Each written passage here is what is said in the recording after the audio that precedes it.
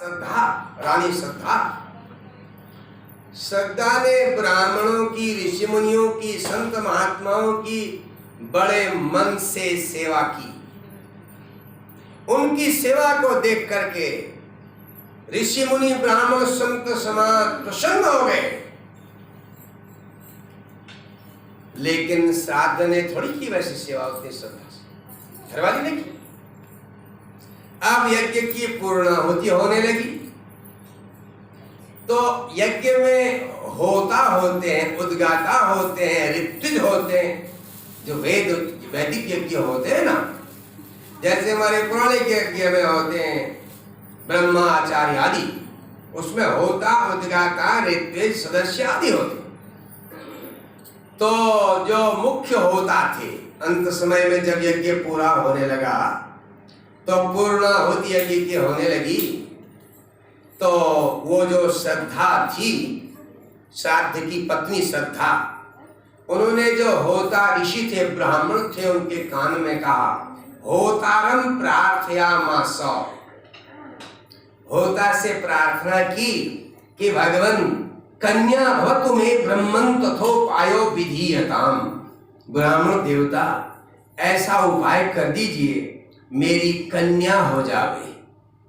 अब समझ रहे हैं आप, पति ने तो पुत्र के लिए यज्ञ करवाया था और रानी ने चुपके से उनके कान में कहा मेरी कन्या हो जावे। अब जब रानी इतनी श्रद्धा से सेवा में लगी हो और उसकी श्रद्धा से ब्राह्मण प्रसन्न हुए हो, तो वो तो यही सोचेंगे कि ये यज्ञ कन्या के लिए ही हो रहा होगा। उन्होंने अग्नि भगवान से कहा इनकी कन्या हो जावे।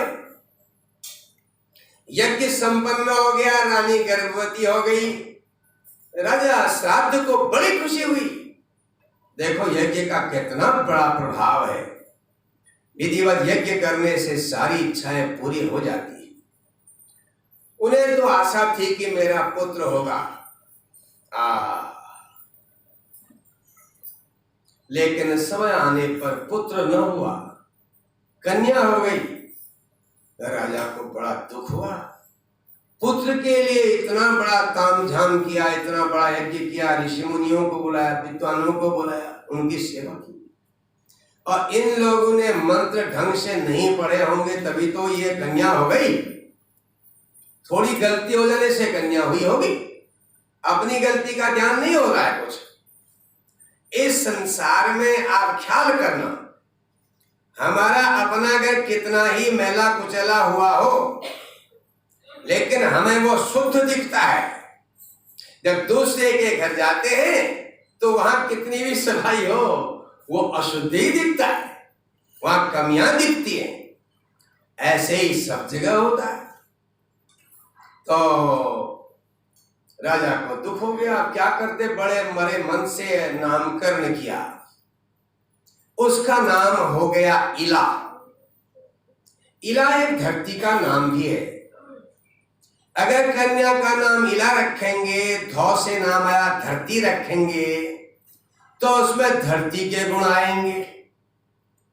अन्यथा ऐसा नाम रखेंगे जिसका कोई अर्थ ही नहीं है, तो फिर उसमें कोई गुण नहीं आएंगे। इसलिए हमारे यहाँ ऋषि मुनि लोगों के समय से, प्राचीन काल से कन्या और पुत्र का नाम ऐसा रखते थे कि जिसका कुछ अर्थ हो। विशेष बात तो ये थी कि उसके नाम से हमें पुण्य मिले। तो आप कहेंगे नाम से कैसे मिल जाता है पुण्य? देखिए, भगवान की भक्ति 3 प्रकार की होती है, कल चर्चा हुई थी। पहली भक्ति मन से होती है, दूसरी भक्ति वाणी से होती है। वाणी से भगवान का नाम लेना, भगवान का नाम जपना, वाणी से सत्कर्म कहा जाता है, वाणी से भजन कहा जाता है। अगर एक उदाहरण के तौर पर आपकी कन्या का नाम गंगा है, तो जितने बार आप उसका नाम लेंगे उतने बार गंगा का नाम आएगा कि नहीं आएगा, बताइए। भले ही आपको समझ नहीं है इस बात की, गंगा करने से, गंगा नाम से कुछ बुरा नहीं होता है। शास्त्र कहते हैं कि गंगा गंगेति यो ब्रूयात् यो जनानां सतैरपि। मीलों दूर जाकर के भी गंगा से अगर कोई गंगा गंगा कहता है तो मुच्यते सर्व पापेभ्यः विष्णुलोकम स गच्छति, वह सारे पापों से मुक्त तो हो ही जाता है। और मरणोपरांत अगर कोई उसने बड़ा सत्कर्म नहीं किया हो, मोक्ष न मिले, ज्ञान न मिले, तो मरणोपरांत विष्णुलोक प्राप्त होता है। तो नाम का बड़ा प्रभाव होता है। देखिए तो सज्जनों, कन्या का नाम इला रख दिया। अब राजा के मन की बेचैनी घटी नहीं, मन में दुख बना रहा। मन का दुख तभी दूर होता है जब हमें भगवान की याद आती है, अन्यथा संसार में सब दुख ही दुख है। कह हनुमंत विपत्ति प्रभु सोई, कह हनुमंत विपत्ति प्रभु सोई, कह हनुमंत विपत्ति प्रभु सोई, कह हनुमंत विपत्ति प्रभु सोई, कह हनुमंत विपत्ति प्रभु सोई, कह हनुमंत विपत्ति प्रभु सोई। जब तब सुमिरन भजन न होई, जब तब सुमिरन भजन न होई, कह हनुमंत विपत्ति प्रभु सोई, कह हनुमंत विपत्ति प्रभु सोई। देखिए, भगवान की याद न आना असली दुख है। संसार के और दुख कोई ज्यादा महत्वपूर्ण नहीं होते अगर भगवान की याद बनी है। विपत्ति वही है प्रभु जब तब सुमिरन भजन न होई, जब आपका सुमिरन, आपका भजन नहीं होता है, उसी को विपत्ति कहना चाहिए। वही विपत्ति है, अन्यथा विपत्ति संसार में होती ही नहीं। भगवान के को भूलना ही विपत्ति है, क्योंकि हम भगवान को याद करने के लिए ही यहाँ आए हैं।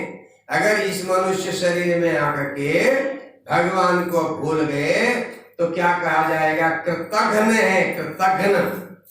कृतघ्न उसे कहते हैं जो दूसरे के किए हुए उपकार को भूल जाता है।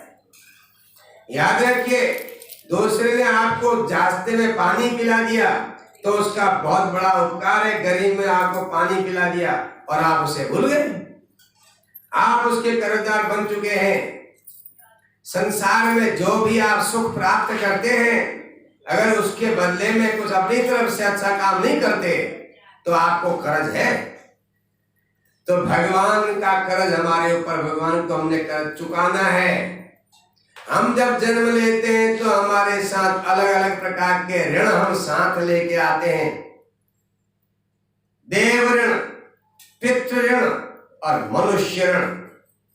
समाज में अच्छे काम कर करके मनुष्य संक्षेप में कहें तो मनुष्य ऋण से छूट जाता है। माता पिता की जीवित अवस्था में आज्ञा पालन करने से और मरणोपरांत अपने माता पिता की याद करने से, उनके श्राद्ध तिथि में भोजन लोगों को कराने से। आज एक नया फैशन चला हुआ है, लोग कह रहे हैं कि जब कोई मरता है तो भोजन का मत करा करो उसका। नहीं, हमारा शास्त्र कहता है कि माता पिता की स्मृति में बहुत संख्या में लोगों को भोजन कराने से और जीवित अवस्था में माता पिता की आज्ञा का पालन करने से और उनके लिए सत्कर्म करने से पितृ ऋण से मुक्ति होती है। अब हमारा रह गया देव ऋण। हम देवताओं के ऋण को लेके धरती में आते हैं। ये जब हम धरती में आते हैं तो वायु देवता हमें प्राण शक्ति देते हैं। धरती माता हमें पालन पोषण करती है। जल देवता हमें तृप्ति देते हैं, तो यहाँ अनेकों देवता हमें अलग अलग प्रकार से सुख देते हैं। जब हम अच्छे दान पुण्य करते हैं, सत्कर्म करते हैं, यज्ञ आदि कार्य करते हैं और देवताओं का आमंत्रण करके उनका पूजन करते हैं, तो हम देव ऋण से मुक्त हो जाते हैं। तो सज्जनों, राजा के मन में अभी चिंता बनी ही है। तब तक चिंता रहेगी जब तक भगवान की स्मृति नहीं रहेगी। स्मृति जहां बनी तो चिंता गई। काहे की चिंता? हम संसार में बाहरी जगत में ढूंढने में लगे हुए हैं, लेकिन हम अंदर ढूंढने का प्रयास नहीं करते। भगवान की अनुभूति अंदर ढूंढने से आती है। हनुमान जी का एक भजन है, एक पंक्ति गाते हैं, ज्यादा टाइम लग जाएगा। बाहर ढूंढन जामत सजनी, पिया खट बीच विराज रहे री। बाहर ढूंढन जामत सजनी, पिया घट बीच विराज रहे।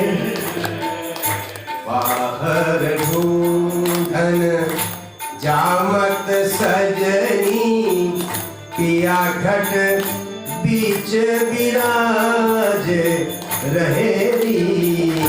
बाहर ढूंढन जामत सजनी, पिया घट बीच विराज रहे।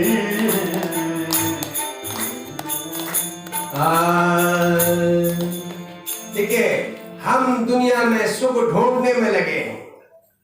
सुख यहाँ मिलेगा, वहां मिलेगा, इससे मिलेगा, उससे मिलेगा, कभी नहीं मिलता। फिर भी हम अपने मन से हिसाब लगाते, हो रहा है, सुख हो रहा है, लेकिन वही सुख हमारे लिए जीवन के लिए बाधक बन जाता है। तो अंदर भगवान है, अंदर देखो, विचार करो कि भगवान अंदर बैठे हैं, तो फिर दुख समाप्त हो जाएगा। राजा को दुख हो गया, मैंने इतना चिमटे बड़ा इकट्ठा किया, इनको बुलाया, मेरी लड़की होगी, रोज रोज वही सोचता है। बहुत से लोग क्या करते हैं, जो बीती हुई बातें उनको खूब रखते, खूब सोचते, और पुरुष भी सोचते, देवियां महिलाएं तो बीती हुई बातों को याद करती रहती जिंदगी भर। मायके की याद नहीं होगी, ससुराल की जरूर होगी। तेरे बाप ने मुझसे ऐसा कहा था, और रोज वही चलता रहता है। 50-20 साल पहले तेरी माँ ने ऐसा कर दिया था। अरे हमने तो ऐसी परेशानियां झेली, पूछो मत। तुम्हारी माँ आज बुढ़िया होगी, उस समय काम बिल्कुल नहीं करती थी, हमारे ऊपर थोप देती थी सारी। अभी ही मर गए रहते हो जिंदगी भर बीती हुई बातों में, अपना जीवन बेकार कर देते हैं। ऐसे पुरुष भी करते हैं। तो सज्जनों, अब उनके मन में विचार आया, इसका पता करना चाहिए। वो थोड़े दिनों कीड़ा घूमने लगा ना दिमाग में, हर समय क्यों लड़की क्यों हुई, लड़के के लिए, पुत्र के लिए भी क्या था, पुत्री क्यों हो गई। तो एक दिन राजा वन में वशिष्ठ जी के आश्रम में पहुंच गए और वशिष्ठ जी के चरणों में वंदन किया, नमन किया। और वशिष्ठ जी ने अपने शिष्य, अपने यजमान राजा का स्वागत किया। कहा, राजन बड़े उदास दिखते हो, क्या बात है।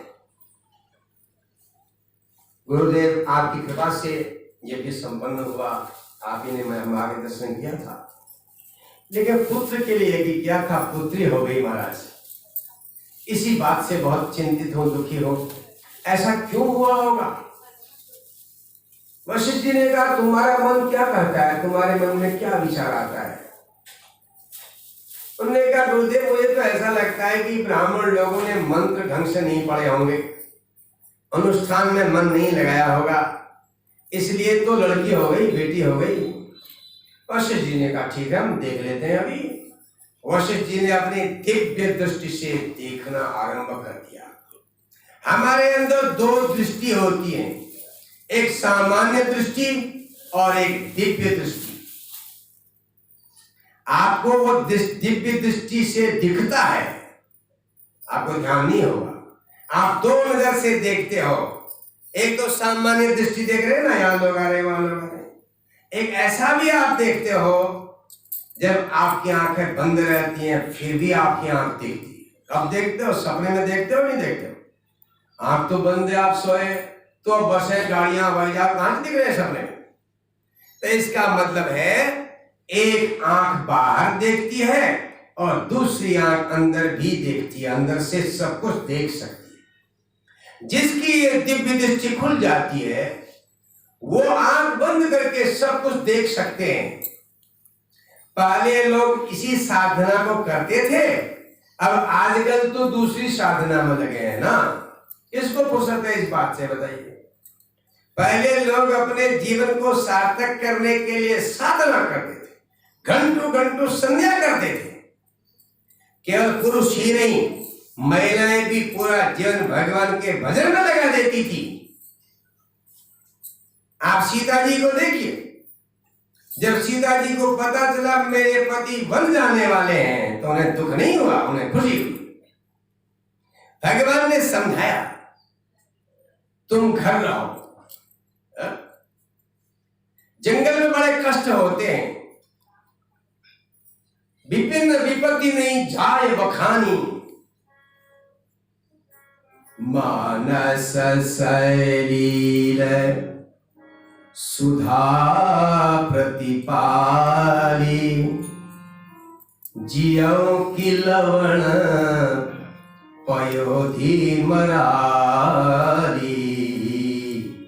सीता जो मानस सरोवर के मोतियों को चुगने वाली मराली हंसिनी, क्या वो खारे समुद्र में, खारे तालाब में, नमकीन तालाब में जी सकती है? इसी प्रकार तुम्हारे लिए वन नहीं है। सीता जी ने कहा मैं आपके साथ चलना चाहती हूं, मुझे प्रसन्नता होगी। क्यों? कहा बचपन में मुझे जंगल में जाने का बड़ा शौक था, वहां रहने की बड़ी इच्छा थी। एक बार हमारे यहाँ नारद जी आए थे घर में, मायके में, मैंने उनसे अपना हाथ दिखाया था। उन्होंने कहा कि जंगल में रहने का मौका खूब मिलेगा, तो मुझे वो मौका मिल गया, वही मैं चाहती थी। तो पहले देवियां जंगल में रहते हुए सुखी होती थी, आज पहाड़ से हल्द्वानी उतर के भी दुखी है कि नहीं? बताइए। वहां देखो वो जो है हिरण की तरह चट्टानों में दौड़ रही है दुबली पतली, और वहां से जो दुबली पतली आई थी उनको ब्लड प्रेशर हो गया। काम नहीं है ना, जब काम होता है तो ब्लड प्रेशर शुगर भाग जाता है। अब काम ही नहीं है तो वो कहता है ठीक है पकड़ो इनको, झगड़ो, तो वो पकड़ देते हैं निष्कर्म होने को। तो सज्जनों, कहा गुरुदेव ये ब्राह्मणों की गलती होगी। वशिष्ठ ने कहा ध्यान लगाता हूं, देख लिया? देखो राजन, ब्राह्मणों की गलती नहीं है, ब्राह्मणों ने अपना काम ठीक किया है। देखो तुम्हारी जो रानी है ना श्रद्धा, उसने बड़ी श्रद्धा से काम किया, जैसा नाम वैसा गुण उसमें है। तो ब्राह्मण देवता सभी प्रसन्न हो गए और हवन के समय पर उन्होंने कहा कन्या भव तुम्हें ब्राह्मण तथोपायो विधीयताम। ब्राह्मण देवता ऐसा उपाय कर देना जिससे मेरी कन्या हो जावे। इसलिए उसकी श्रद्धा थी तो उसकी मनोकामना पूरी हो गई। आपने श्रद्धा से काम नहीं किया तो आपकी इच्छा पूरी नहीं। राजा को बड़ा अचंभा हो गया, मेरी रानी की मनोकामना पूरी हुई और मेरी नहीं हुई। और राजा के मन में अपनी रानी को देख के भी ईर्ष्या होने लगी। कभी कभी पति पत्नी को भी एक दूसरे को देख के ईर्ष्या हो जाती है, नहीं हो जाती है? रगी जनी रगी कहते इसको, रग गई बहुत। वो देखता है कि ये काम भी नहीं कर रही है, मेरे को नचा रही है, उसके बाद इसके बढ़िया चल रहा है, मैं परेशान हूं। और या पत्नी परेशान हो जाती है काम करते करते, पति से कहते तुम कुछ करते ही नहीं और मुझे परेशान। तो राजा के मन में भी हुआ कि इसको तो ये तो जो चाहती थी वो होगा और मैं तो ऐसे ही रह गया। वो वशिष्ठ जी से गए, उनके चरण पड़ गए, रोए, कहा प्रभु ऐसा उपाय कर दीजिए ये कन्या ही पुत्र बन जाए। ये जो कन्या हुई है हीरा, इसको पुत्री को पुत्र बना दो, बेटी को बेटा बना दो। वशिष्ठ जी ने उनको दया आ गई, उन्होंने कहा इसको बहुत जोर की इच्छा हो गई है कि पुत्र हो गए। उन्होंने शंकर भगवान की आराधना की और उनकी कृपा से शिवस्यानुग्रहेण तु, शंकर भगवान के अनुग्रह से वशिष्ठ जी ने उस कन्या इला को पुत्र बना दिया। पहले पहले जब ये बात हमारे यहाँ तो लोग सुनते ही थे कथाओं में, अंग्रेजों ने पढ़ा देवी भागवत में, वह खूब हंसते थे, कितने बेवकूफ है बता, कोई लड़की को लड़का बना सकता है। और इसी देवी भागवत के आधार पर उन्होंने इसमें काम किया और जब पहला ऑपरेशन अमेरिका में हुआ तो विश्वास हो गया, हाँ बना सकता है। उस समय मंत्र से बना देते थे, अब यंत्र से बनाते हैं, ऑपरेशन से बनाते हैं। तो अब तो आम बात है, 1 करोड़ 2 करोड़ रुपया खर्च करिए, कोई आदमी औरत बनना चाहता तो मैंने 1.5 महीने बन जाएगा औरत, ऑपरेशन होगा, बहुत बड़ा रुपया खर्च होंगे। तो अब उसका दोबारा नामकरण हुआ, उसका नाम सुत्युम रख दिया गया। सुत्युम कुछ ही दिनों में विद्वान हो गया। आपने ख्याल किया होगा, बहुत सारे बच्चे इतने होशियार होते हैं, एक बार में सुन लेते हैं और याद कर लेते हैं, और दूसरे होते हैं 2 बार सुन के याद करते हैं, तीसरे 3 बार सुन के भी याद नहीं कर पाते, चौथे तो 10 बार सुन के भी नहीं कर पाते। अब माँ बाप समझते हैं खूब रुपये खर्च करेंगे, वो महंगे स्कूल में भेजेंगे, जैसे आजकल लोग कहें बिरला, निर्मला, और टाई पाली फंदा गले में लगा होता है, और फिर समझते हैं बहुत होशियार। आपको पता होना चाहिए, दुनिया में भारतवर्ष के अलावा किसी देश में स्कूल के बच्चों को टाई नहीं पहनाई जाती, और यही डालते हैं। टाई पहनाने का मतलब क्या है, धीरे धीरे क्रिश्चियन बनाएंगे ना उसको, धीरे धीरे क्रिश्चियन बनाएंगे। उनकी माँ भी आधी क्रिश्चियन बन गई है, बाप को माँ ने बना दिया है। आपको क्या माँ की बात कर रहे हैं सब कुछ। आपने ख्याल किया होगा बहुत बार, शादी होने से पहले लड़के की बढ़िया लंबी छुट्टियां होती है, शादी होने के 4-5 दिन में छुट्टियां गायब हो जाती है। घरवाली कहती है मैं तुझे तो बच्चा मानूंगी, ये सांप जैसा ये पुछड़े को काट पाए, क्योंकि अपने पति को हीरो बनना चाहती है, अपनी हीरोइन बनना चाहती है, और पति अपनी हीरोइन, पति हीरो, बच्चा जीरो, स्वाभाविक है। जब छुट्टियां ही नहीं है, तुम्हारा एंटेना पेड़ में ऊपर छत में नहीं है, तो तुम्हारा टीवी कैसे दिखाई देगा। अब जिसकी छुट्टियां ही नहीं है वो क्या पढ़े। ये छुट्टियां जो होती है ना, ब्राह्मण पहले इसी भी छुट्टियां के बल पर विद्वान होते थे, और स्त्रियों की भी छुट्टियां बिल्कुल बाल नहीं काटे जाते थे, क्योंकि इनकी पूरी छुट्टियां रखी जाती थी। भगवान श्री कृष्ण जी अपनी मां से कहते हैं, मैया कब बढ़ेगी चोटी।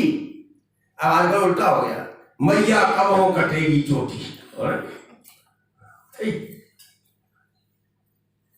तू जो कहती बल्कि बेनी जू है लाभी मोटी, काणत गुहत नवाहत औषध नागिन सी भुई लोटी।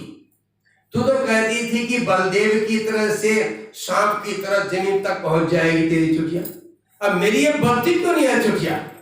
अब कोई बच्चा कह रहा है कि मेरी चुटिया नहीं बढ़ती है।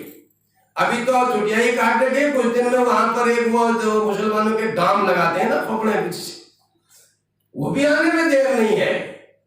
हाँ, अब बताइए हम हिंदू है कहां सनातन धर्म है। शादी के टाइम पर हुदंग मचाते, पंडित जी को अपना काम नहीं करने देते, शादी की बारात समय पर पहुंचती नहीं, पहुंचने वाली होगी तो एक शराबी खड़ा हो जाएगा उसी कार के आगे, वो नाचते ही रहेगा रात भर, 2 बजे बाद पहुंचाएगा। बाकी औरतें जो टाइम जो है अपने घर में काम करती थी, वो समझती आज मौका मिला है। हमसे लोगों ने कहा पंडित जी मौका है नाचने को। हमने एक जगह सुना कि वो महिला कभी नाचती नहीं होगी और शादी में देखते उसके घुटने ही पड़ गए। तो बताइए ये कहाँ है सनातन धर्म। नामकरण पंडित जी राशि के अनुसार नाम रखते हैं, माँ बाप दूसरा ही नाम रख देते हैं।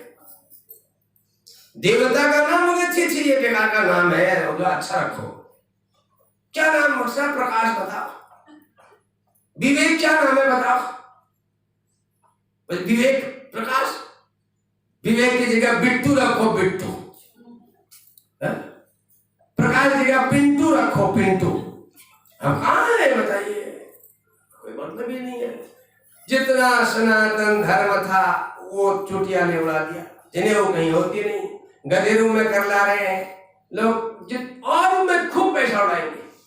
जो असली चीज है उपनयन, नई आंखें, नई आंखें, वो नहीं मिलती। ग्रहयाग केवल उपनयन में होता है, वो नहीं हो रहा। लेकिन केक काटा जा रहा है, बर्थडे हो रहा है, बर्थडे बर्थडे बर्थडे बर्थडे। अब बताइए, और तुम क्या बताइए, आज का बर्थडे हो रहा है, आज का बर्थडे हो रहा है, आज का बर्थडे हो रहा है, तुम्हारे खून हो रहा है। बता, तुम अपना काम नहीं करते, भगवान का भजन नहीं करते, और बर्थडे बर्थडे में रात वहां पर बात करने जा रहे हो समय का, और अपने बच्चों को भी बिगाड़ रहे हो और दूसरे को भी बिगाड़ रहे हो। अब कहते हो हम सनातन धर्म वाले, हम नवरात्रि में व्रत करते हैं। विचार करिए, हम संध्या वंदना नहीं कर रहे, कोई आदर सत्कार किसी का नहीं करते। हमारा नाक इतना लंबा हो गया, हम समझते स्वर्ग में इंद्र है, पाताल में राजा बलि है, और धरती में मुझसे बड़ा कौन है। यह अहंकार आधुनिक जीवन में आ गया है। राजा ने अपने बच्चे को जो है पढ़ाया लिखा, विद्वान हो गया, ये सब कर्मों से होता है। आप एक सज्जन ने हमसे पूछा, पंडित जी आप में ये बताइए, ये बंदर कहां से आ गए इतने ज्यादा आज, पहले तो होते ही नहीं थे। पहाड़ों में जाओ तो सुअर, यहां हल्द्वानी में आओ तो सुगर, कहां से हो गया? कौन से ये सुअर है, कहां से आए? इतने भर गए, गदरे गदरे गांव गांव सब चौड़ कर दिए सुअरों ने। अरे जो जितने शराबी थे पहाड़ के, वो अब मर के सुअर बन गए सब, वही तो रहेंगे। शराबी, मांसाहारी, हत्यारे सुअर बन गए। अब कहां भेजे उनको, बताओ कहां को भेजे, वहीं तो रखेंगे। तो ये प्रकृति की व्यवस्था है। सुद्युम्न विद्वान हो गया, जैसे भगवान राम जी हो गए थे। गुरु ग्रह गए पढ़न रघुराई, गुरु ग्रह गए पढ़न रघुराई, गुरु ग्रह गए पढ़न रघुराई, गुरु ग्रह गए पढ़न रघुराई, गुरु ग्रह गए पढ़न रघुराई, गुरु ग्रह गए पढ़न रघुराई, अल्पकाल विद्या सर्व पाई, अल्पकाल विद्या सब पाई, गुरु ग्रह गए पढ़न रघुराई, गुरु ग्रह गए पढ़न रघुराई। जैसे भगवान अपने गुरु के घर में गए, गुरुकुल में गए, और कुछ ही समय में सब विद्या आ गई उनके पास। विद्या थी पहले से, हम विद्या को पहले जन्म से लेकर आते हैं। भारतीय परंपरा में कहा गया है, पूर्व जन्मस्या, पूर्व जन्मस्य धर्म, पूर्व जन्मस्या नारी, अग्रे धावती धावती। पूर्व जन्म में अगर आपने विद्या पढ़ी है तो वह आपके सामने आ जाती है और जल्दी आप विद्वान हो जाते हैं। और पूर्व जन्मस्य धर्म, आपने देखा होगा बहुत से लोग खूब पढ़ते हैं लिखते हैं लेकिन फिर भी गरीब रह जाते हैं, और बहुत से लोग कम पढ़ करके धनवान हो जाते हैं, क्योंकि पहले जन्म में हमने कमाई का सदुपयोग किया है और पूर्व जन्म का धन उनको 1000 गुना बढ़ करके मिलता है जो दान पुण्य किया था। और पूर्व जन्मस्या नारी, हमारे शास्त्र में कहा है कि स्त्री भी पूर्व जन्म से साथ होती है। तो पूर्व जन्म की जो स्त्री होती है वो आगे दौड़ के आ जाती है, उसी को हमारे यहाँ ढूंढा जाता है जन्मपति मिला मिला करके, आपने देखा।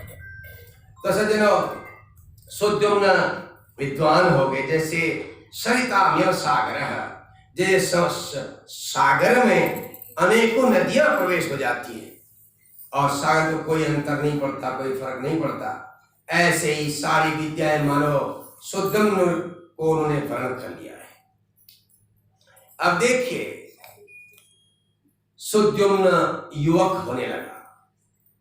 एक दिन घोड़े में बैठ करके जंगल में गया, आखेट करना सीखने लगा।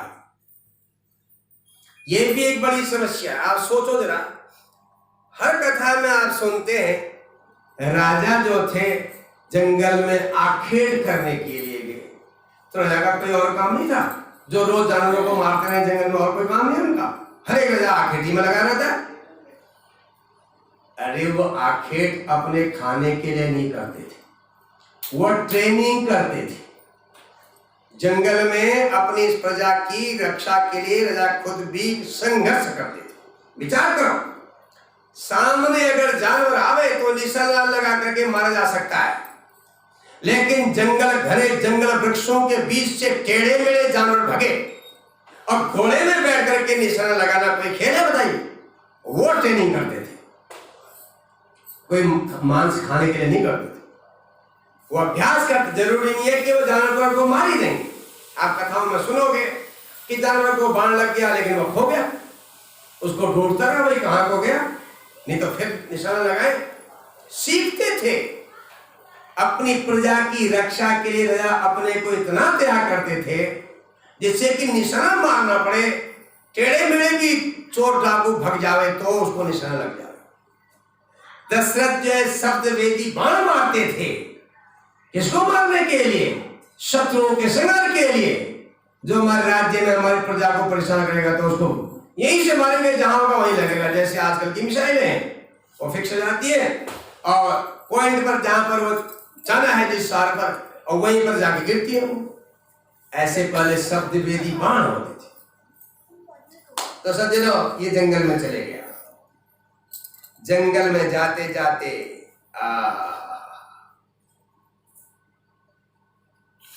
वो ऐसे जंगल में चले गया जहां वह फिर औरत बन गया। पहले तो वह लड़की था ही, किसी के खोपड़े में ऐसा ही लिखा होता है ना, वो जहां जाए कोई न कोई बवाला खड़ा हो जाता है। तो बेचारा एक जंगल से दूसरे जंगल तीसरे जंगल जाता रहा। वह एक ऐसे जंगल में चले गया कि जहां वह युवती बन गया। कैसे बन गया? बात ऐसी है, भागवत में कथा, इसमें आपको संक्षेप में सुना रहा हूं, कथा बहुत लंबी है। देवी पार्वती जी ने एक बार शंकर भगवान से कहा, प्रभु आपके पास सुबह से लेके शाम तक कभी यक्ष, कभी गंधर्व, कभी किन्नर, कभी नाग, कभी अलग अलग देवता, कभी और स्वर्गीय देवता आते रहते हैं, और रात हुई तो भूत प्रेत आते हैं, और तो और आधी रात में आप शमशान में बैठ जाते हैं भूतों प्रेतों के साथ, और मुझे तो आपसे बात करने का मौका ही नहीं मिलता। मेरा विवाह आपके साथ हुआ है, आप मेरे अर्धांग हैं। हे प्राणनाथ, मेरी विनती स्वीकार कीजिए, मुझे भी थोड़े से बात करने का मौका दीजिए। शंकर भगवान बड़े दयालु हैं, उनको दया आ गई। उन्होंने कहा ठीक है, बैठो, नंदी में सवार हो जाओ। नंदी में बैठ गए दोनों, और वहां से कैलाश पर्वत से सीधे हल्द्वानी के नजदीक आ गए। हाँ, कहाँ आ गए?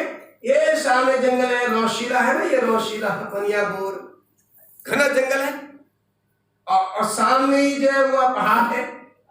कैलाश छोटा पहाड़ है कि नहीं है? तो भगवान आ गए यहीं। आप अगर पंडित जी अपने मन से कहते हो ना, हिमालय की तलहटी के पास आए। ये हिमालय की तलहटी है हल्द्वानी, ऋषिकेश, रामनगर, तलहटी है कि नहीं है? तो यहाँ, अब यहाँ हमारा अनुमान है कि यहीं आए होंगे, क्योंकि छोटा कैलाश यहीं है। शिव जी तो भाई जहां गए होंगे वो कैलाश नाम रखा जाएगा कि नहीं? तो यहाँ घना जंगल भी है, साल शीशम का।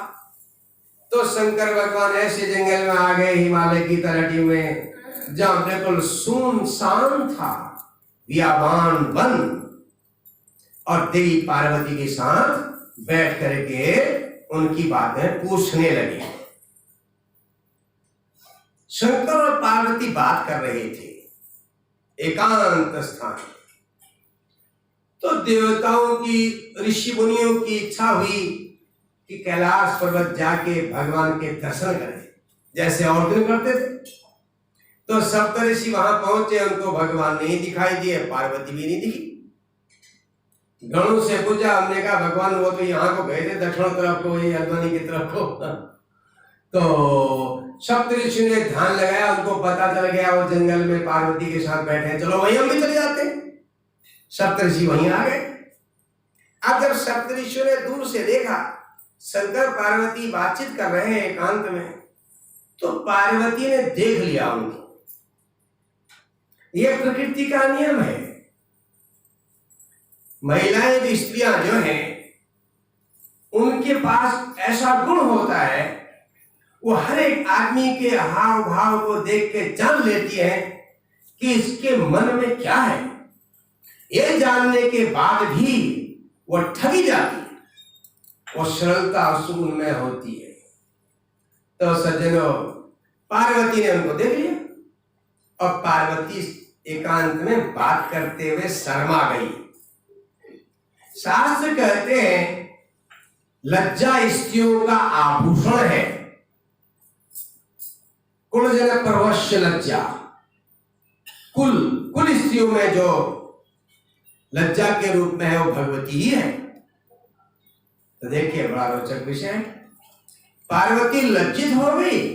शंकर भगवान ने पूछा इस वन में तुम किसको देख के लज्जित हो रही हो? यहां तो कोई है ही नहीं, पक्षी भी नहीं दिखते। पार्वती ने कहा भगवान आपके दर्शन के लिए ऋषि लोग आए थे।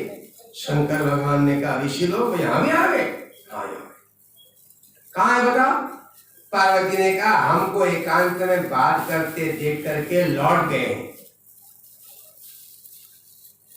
तो शंकर भगवान ने कहा तुम चिंता मत करो, हम इस जंगल को ही साफ दे देते हैं। कोई भी पुरुष यहाँ आएगा तो योषित भविष्य की स्त्री बन जाएगी। तो स्त्री बनने का क्या भाव मतलब? आप विचार कीजिए, पुरुष आए तो शर्माएगी, क्या स्त्री होने को देख के नहीं शर्माएगी? तो शास्त्र कहते हैं स्त्रियां पुरुष से शर्माती हैं, स्त्रियां स्त्रियों से बिल्कुल नहीं शर्माती। इसलिए कोई पुरुष वहां आएगा, आते ही औरत बन जाएगा तो पार्वती तुमको कोई लज्जा नहीं होगी। तो ये श्राप मिल गया जंगल को पूरे। इसलिए पुरुषा वर्जयन्ति ही, उस दिन से कोई पुरुष उस जंगल में नहीं जाते थे। कोई जा पड़े तो औरत बन के आ गए तो और पक्का हो गया भाई इस तरफ को मत जाना, कोई आदमी औरत जाओ तो ठीक है, लेकिन आदमी आ जाएगा तो वो औरत बन जाएगा, तो उस जंगल में कोई नहीं जाता। अब होनहार ऐसी हो गई, ये सुद्युम्न बेचारा अपने घोड़े में बैठ करके उसी जंगल में पहुंच गया और इसने देखा कि भाई जो है वो युवती बन गया। उसकी आवाज बदल गई, नाक नक्शा बदल गया, शरीर का ढंग बदल गया, एक सुंदरी अप्सरा बन गई। वो बन गया सुद्युम्न। और उसका घोड़ा घोड़ी बन गया। अथसा सुंदरी सा विचचार वने वने, एकदा सा जगामाथ बुधस्याश्रम सन्निधौ। अब वह युवती बन करके एक जंगल से दूसरे जंगल में घूमती रही, घोड़ी में बैठ। घूमते घूमते उसके मन में विचार आया, अब मैं इस हालत में घर जाऊंगी तो मुझे कोई पहचानेगा भी नहीं। अगर मैं अपना परिचय दूंगी कि मैं तो सुद्युम्न राजकुमार हूं तो मेरे माँ बाप को कैसी बीतेगी। इसको पता था कि जब मैं पैदा हुई थी तब मैं कन्या थी और गुरु वशिष्ठ जी के तपोबल से मुझे सुद्युम्न बनाया गया राजकुमार। आज दुर्भाग्य ऐसा है कि जंगल में ऐसे जंगल में आई मैं फिर युवती बन गई। अब क्या करूं? वो लज्जा के मारे घर नहीं गई, इधर उधर भटकते भटकते एक आश्रम में पहुंच गई। आश्रम था भगवान बुध का। चंद्रमा के पुत्र बुध उस आश्रम में रहते थे, जो बड़े तेजस्वी थे, ओजस्वी थे, विद्वान थे, तपस्वी थे। जब आश्रम में पहुंचे तो स्वाभाविक है बुध ने इसका स्वागत किया स्वागत किया तो वहीं रहने के लिए प्रार्थना की बुद्धि से, उसको आसरा मिल गया। और बुद्ध बड़े सुंदर थे, इसके मन में विचार आने लगा, इससे मेरी शादी हो जावे तो अच्छा हो जाएगा, एक सहारा बन जाएगा। संसार में हर एक प्राणी, हर एक मनुष्य सहारा चाहता है। हर जगह सहारे से दुनिया चलती है। बच्चे को सयाने का सहारा, बूढ़े को युवक का सहारा, पत्नी को पति का सहारा, माँ बाप को पुत्र का सहारा, गरीब को धनवान का, दानी धनवान का सहारा, और भगवान के भक्त को भगवान का सहारा। तो संसार में सहारे के बिना काम नहीं चलता। चलिए एक पंक्ति कीर्तन कर लें। तुम्ही हो माता पिता, तुम्ही हो, तुम्ही हो बंधु सखा, तुम्ही हो, तुम्ही हो माता पिता तुम्ही हो, तुम्ही हो बंधु सखा तुम्ही हो माता पिता, तुम्ही हो, तुम्ही हो बंधु सखा, तुम्ही हो, तुम्ही हो माता पिता तुम्ही हो, तुम्ही हो बंधु सखा तुम्ही हो साथी, तुम्ही सहारे, तुम्ही हो साथी तुम्ही सहारे, कोई न अपना सिवा तुम्हारे, कोई न अपना सिवा तुम्हारे, दया की दृष्टि सदा ही रखना, दया की दृष्टि सदा ही रखना।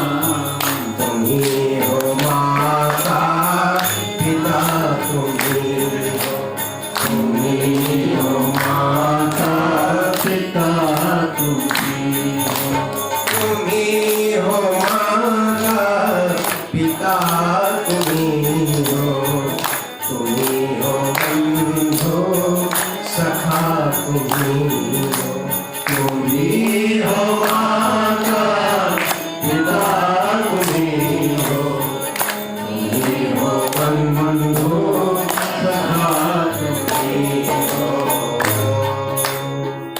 बोलिए रंबा मैया की। जय हो। तो वो सुंदरी जो थी, अब इसका नाम क्या कहेंगे? इलाई तो कहेंगे। पहले जब पैदा हुई तो इला नाम था, अब पुरुष बना तो शुद्धम्न हुआ, फिर स्त्री बन गई तो पूरा नाम रख दिया जाएगा इला। अब इसकी शादी हो गई बुद्ध के साथ। इसने कहा उनसे कि मैं आपके साथ विवाह करना चाहती हूँ। बुद्ध ने कहा ठीक है, मैं भी इच्छुक हूँ। शादी हो गई, अपनी इच्छा से विवाह हो गया। ऐसा प्राय देखा जाता है, ज्यादातर अविवाहित लोग जब अपनी इच्छा से शादी करते हैं तो बाद में वह शादी टूटने लगती है, क्योंकि जिसकी शादी हुई ही नहीं वो शादी की बात क्या जाने। पढ़ाई लिखाई अलग बात है, या अगर शादी नहीं टूटेगी तो उसमें वह दोनों परेशान रहते हैं, निभाते हैं जैसे तैसे। ऐसा देखा गया दुनिया में। देखिए ये जो आजकल जिसे प्रेम विवाह कहते हैं, ये पहले पश्चिमी देशों से शुरू हुआ। वहां भी शादियां पहले माँ बाप ही करते थे।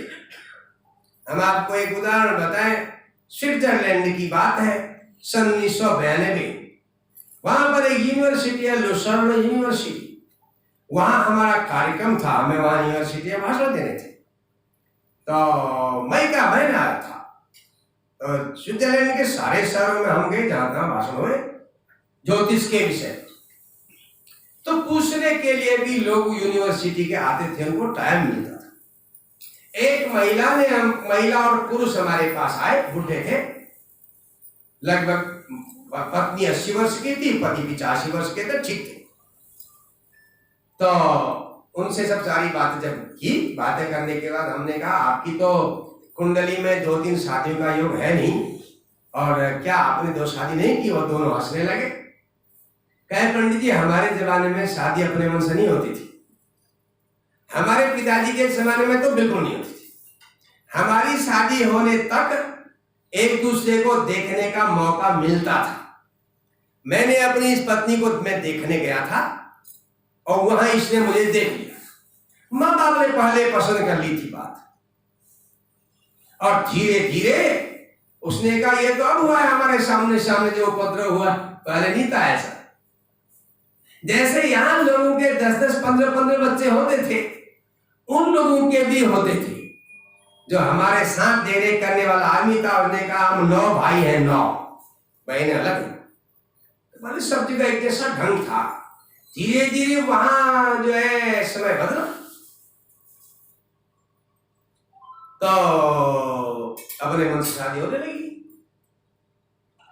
पहले तो वहां ये स्थिति थी, यूरोपीय देशों में जिनको आज आप लोग जिसकी नकल करते हैं, इंग्लैंड में, फ्रांस में, जर्मनी में, स्पेन में, फिर अमेरिका तो बाद का बना हुआ है, तो वहां पर स्त्रियों को मनुष्य नहीं मानते थे। आपको विश्वास हो?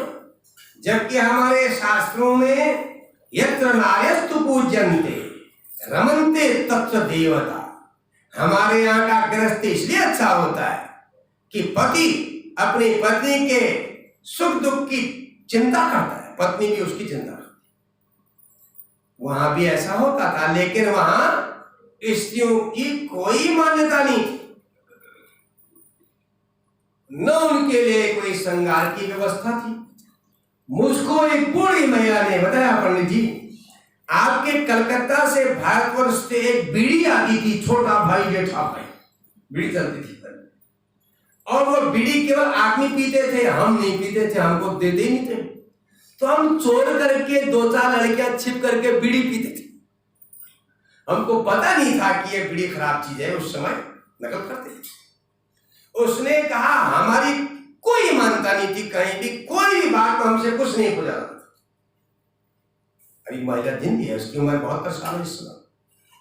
उसने कहा कि हमारे समय में औरतों से एक भी बात नहीं पूछी जाती थी, जो करेगा आदमी करे। हम तो एक कठपुतली जैसे थे। विचार करो कैसा समय था। वहीं पर ये औरतों का गुस्सा फूटा और धीरे धीरे वहां जो है खुलापन शुरू हुआ। आज आधे कपड़े आधे शरीर को ढक करके गर्मियों में नंगे भी घूमती हैं औरतें वहां।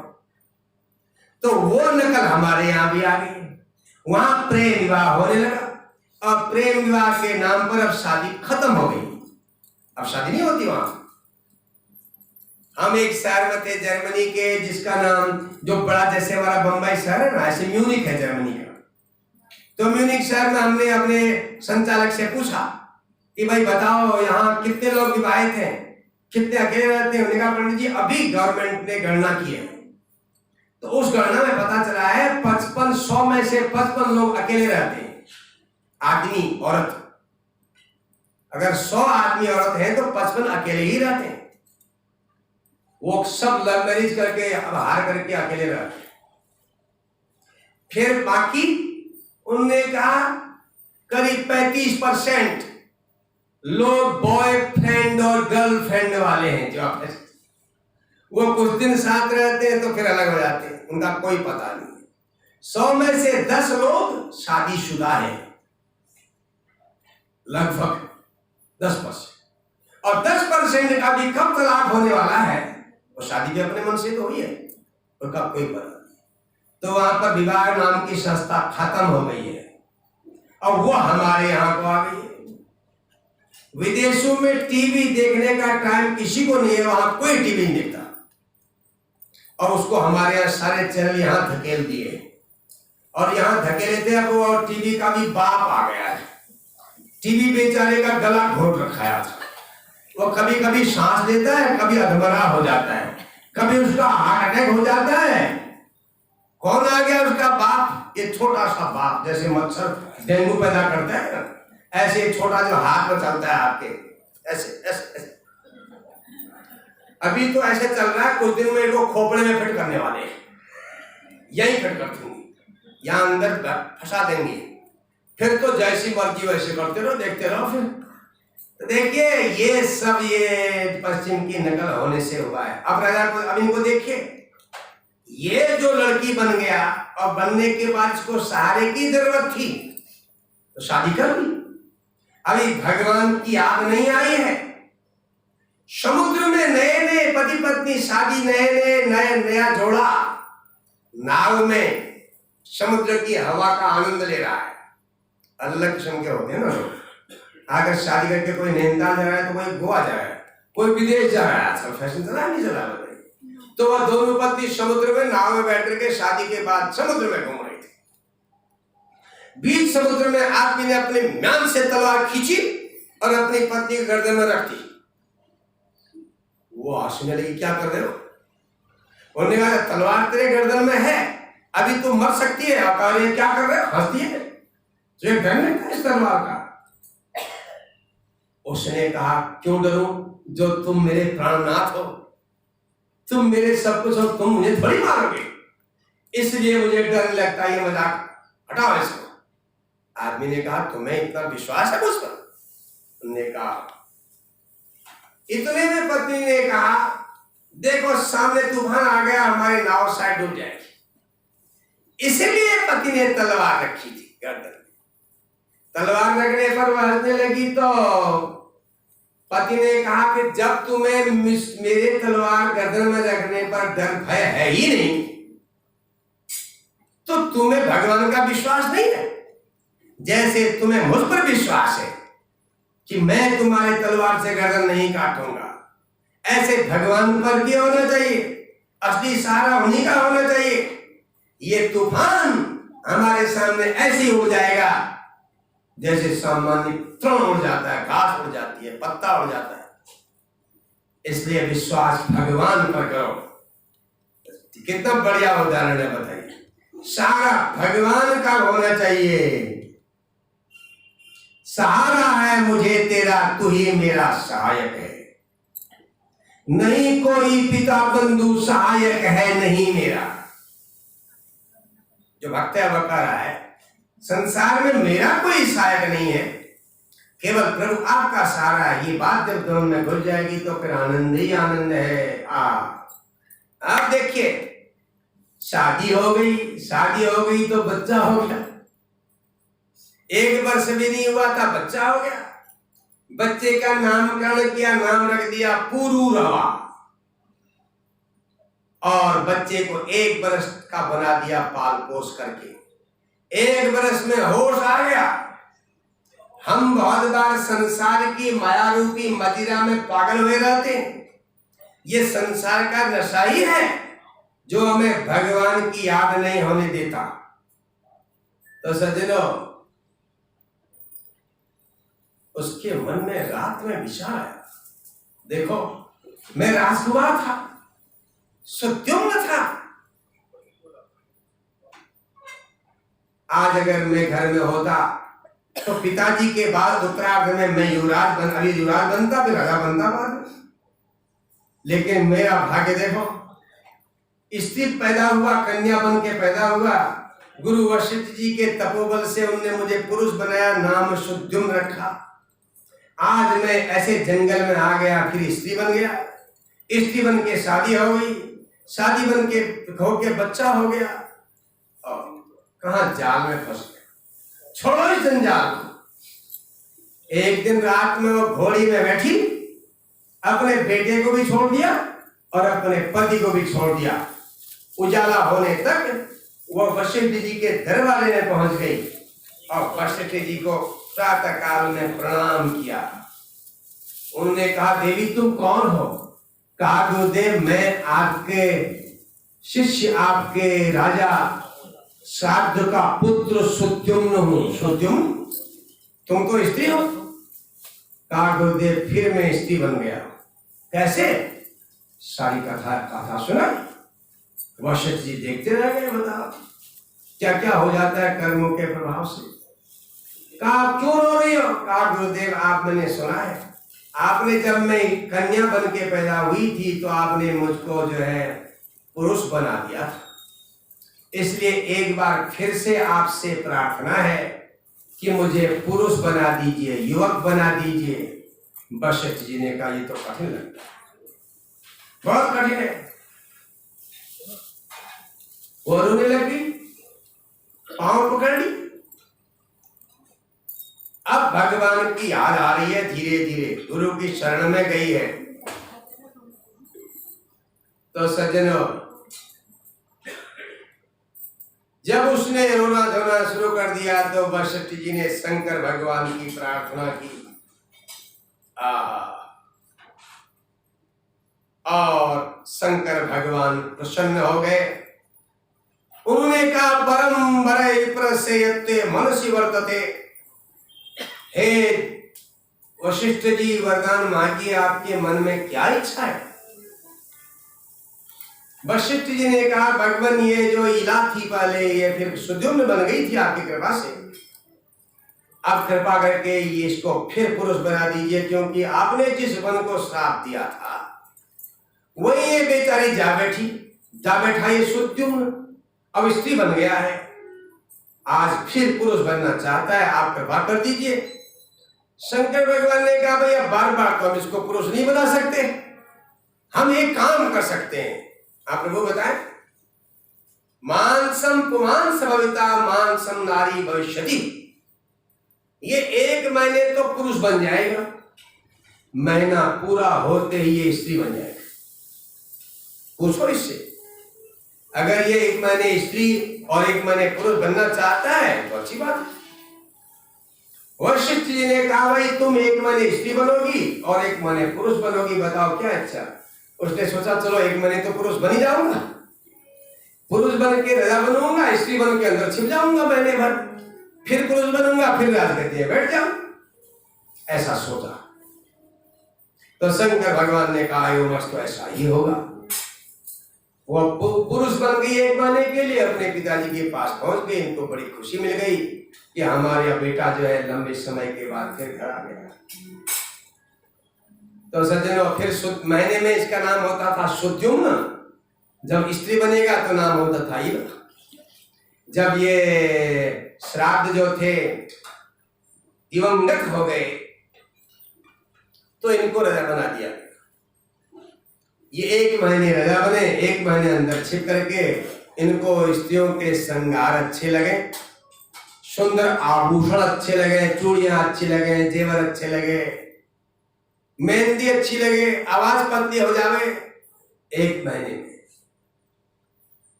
तो लोगों में भी तो शंका पैदा होगी, हमारा महाराजा ठीक 1 महीने में कहाँ जाता होगा। लोग भी देखते हैं ना दुनिया में, तो जनता में बगावत होने लगी। भाई हमारा राजा क्या है, ये 1 महीने गायब रहता है, 1 महीने राजा बन के आता है। उनको पता चल गया ये 1 महीने औरत बनता है, 1 महीने आदमी बनता है। तो राजा को हटाने के लिए हल्ला होने लगा। फिर एक और नई आफत आ गई। किसी किसी के जिंदगी में आफत पर आफत आती रहती।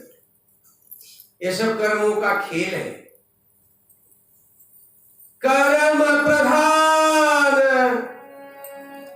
विश्व करि राखा,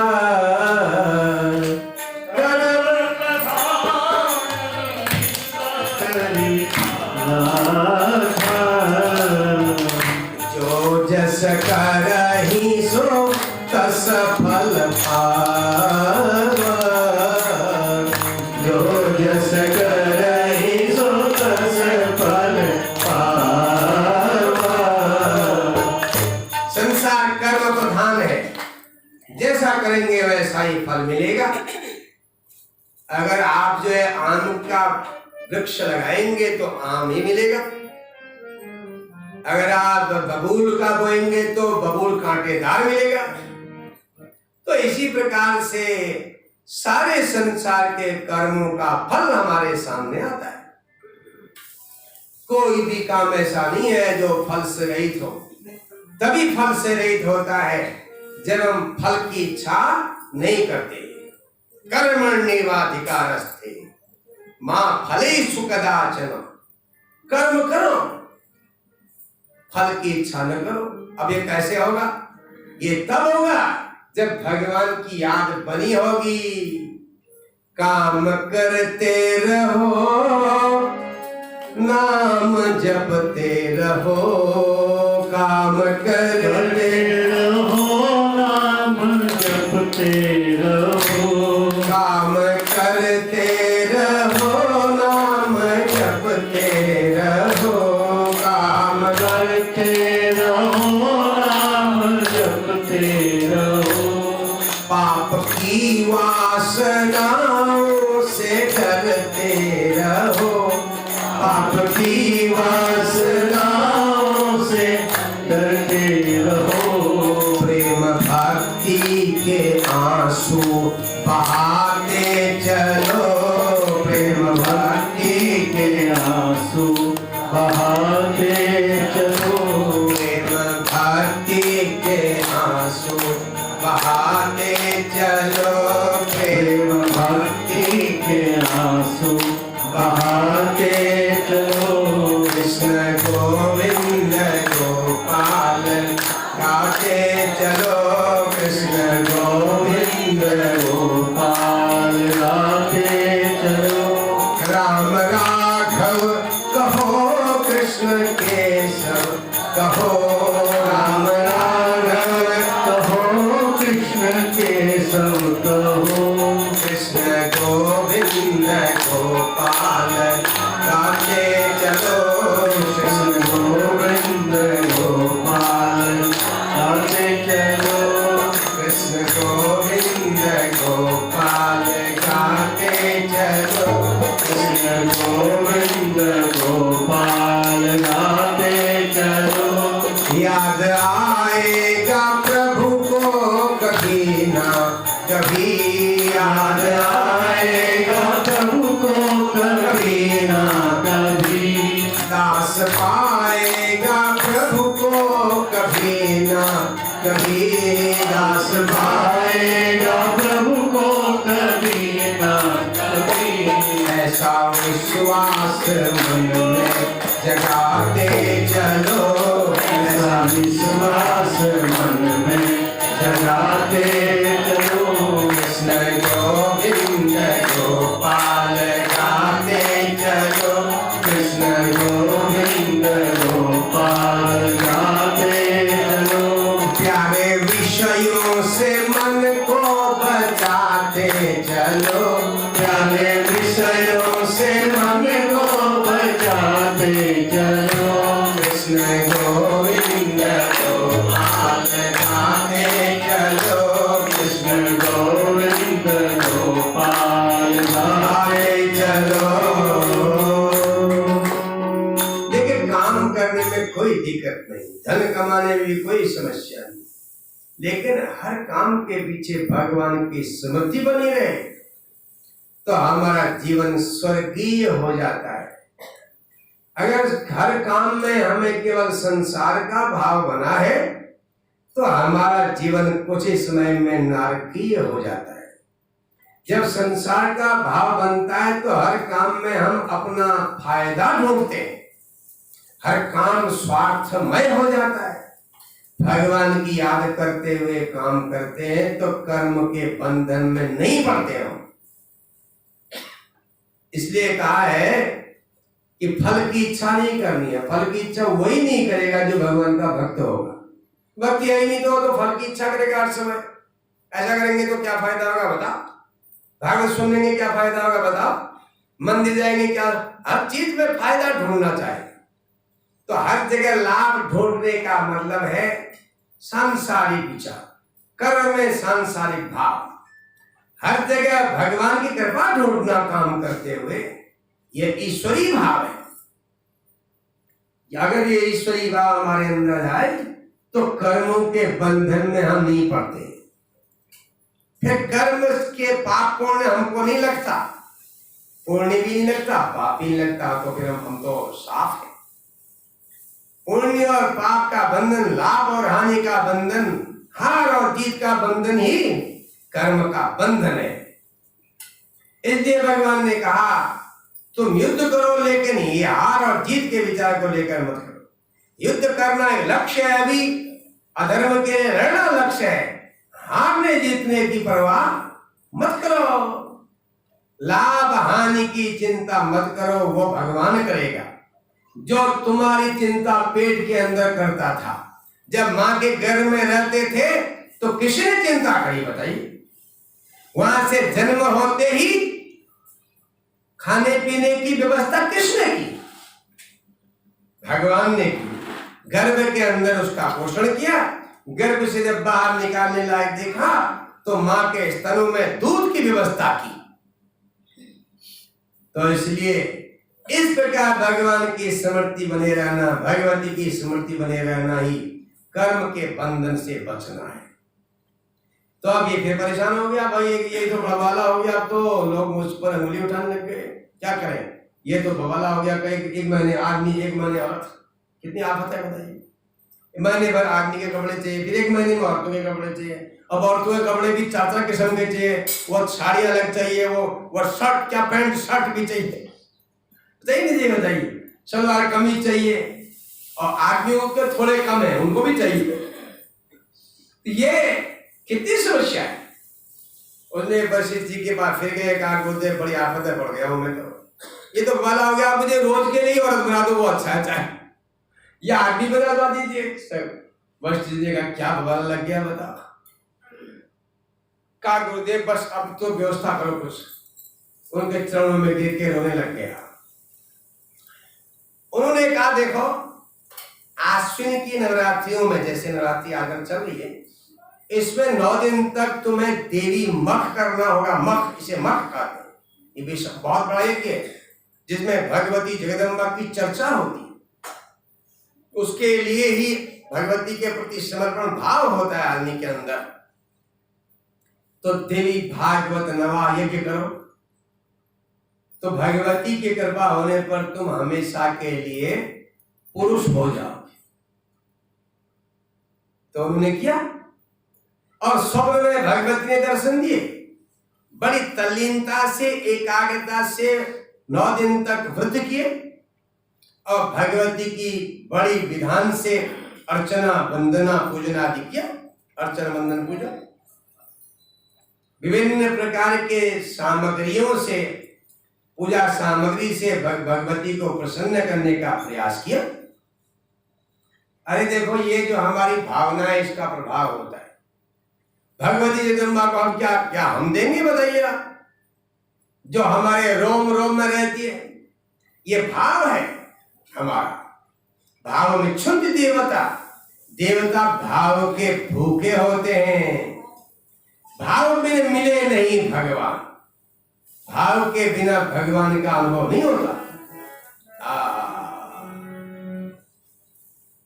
भाव कुभाव अनख आलस हूँ, भाव कुभाव अनख आलस हूँ, भाव कुभाव अनख आलस हूँ, भाव कुभाव अनख आलस हूँ, नाम जपत मंगल दिशि दस हूँ, नाम जपत मंगल दिशि दस हूँ, भाव कुभाव अनख आलस हूँ, भाव कुभाव अनख आलस हूँ।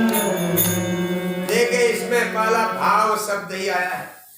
अगर आपको भाव नहीं है तो कुभाव से ही भगवान को याद कर सकते हैं। जैसे रावण ने किया, कंस ने किया, भगवान को कुभाव से भजा। आलस्य में, क्रोध में अगर आप भाव नहीं बन पाता है तो कुभाव आलस्य, क्रोध, हम लड़ाई हो रही है, नींद लग रही है, उसमें भी राम मुंह से निकल रहा है। ये है आलस्य में भी भगवान का नाम। पांव फिसल गया, शिव शिव, पहले लोग ऐसे करते, थोड़ा पांव फिसल गया, शिव शिव या राम राम कहते थे।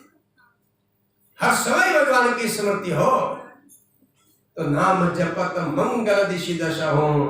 अगर भाव हो जाए तो फिर कहना ही क्या है, क्योंकि देवता भाव मिच्छन्ति देवता, देवता लोग भाव ही देखते हैं आपका, किस भाव से आप काम कर रहे हैं। वो जानते हैं आपकी चालाकी चतुराई को, वो देखते हैं भी ये बहुत चतुर बना हुआ है, भाव आया नहीं है।